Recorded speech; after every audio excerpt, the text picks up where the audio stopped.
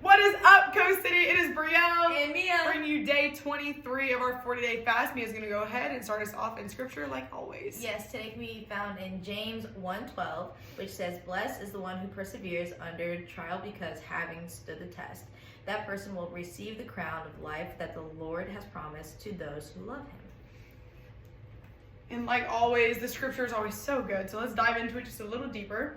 So when we were doing our research onto the verse, the first thing that was noted was that James used the word blessed in it, and in Greek, the specific word that he used wasn't just like happy and good fortune as being blessed. It was actually meant to explain that we are highly favored with grace from God.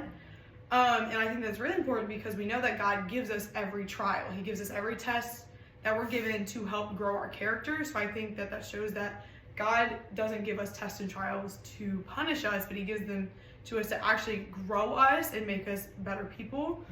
And it's also really important to remember that having stood the test, that person will receive the crown of life that God has promised those who love him. And that means that we should be looking at the blessings that will come from in the distant future, but also the ones here and now. And it helps us keep God's goal in mind, that we're not just getting trials. We're not just going through hard things just to go through hard things. There's a reason for everything we do. The high mountaintops are great, but the valleys have their purpose too, and that helps us grind our character. It's kind of like that 150 grit that you use on like boards to help refine and get away all the big stuff in our characters. That way we can be refined for the next season that God is going to take us through. But we're not going to go through the next season without getting refined first. So I think that we should really just be grateful for those seasons.